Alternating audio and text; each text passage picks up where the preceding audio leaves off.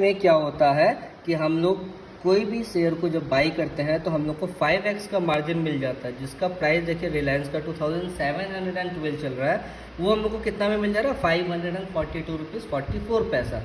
Intraday में एक disadvantage भी क्या है कि इसमें टाइम बाउंड्री है, लेकिन लॉन्ग टर्म में क्या है, इसको हम लोग होल्ड कर सकते हैं जब तक चाहे, 1 दिन 2 दिन 10 दिन 1 साल, लाइफ टाइम तक हम लोग क्या कर सकते हैं लॉन्ग टर्म में होल्ड कर सकते हैं। लॉन्ग टर्म का 3 नाम है, long term, delivery, CNC, cash and carry.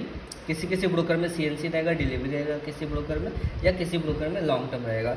Intraday का 2 नाम है, एक इंट्राडे है और एक MIS है, तो कंफ्यूज नहीं होना इन दोनों के बीच में।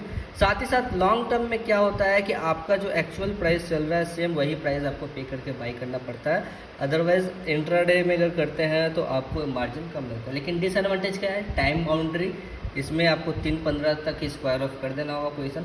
साथ ही साथ लॉन्ग टर्म में बहुत सारा बेनिफिट्स मिलता है कंपनी का, जैसे कि कंपनी का कोई डिविडेंड हुआ तो वो एक लॉन्ग टर्म होल्डर को मिलेगा, कंपनी स्प्लिट हो रहा है उसका फ़ायदा आपको मिलेगा। तो लॉन्ग टर्म में जब आप बाई करते हैं तो कंपनी का सारा बेनिफिट्स किसको मिल जाता है, एक लॉन्ग टर्म को। लेकिन इंट्राडे वालों को कुछ भी नहीं मिलता है, जस्ट उनको एक मार्जिन मिलता है, याद रहे।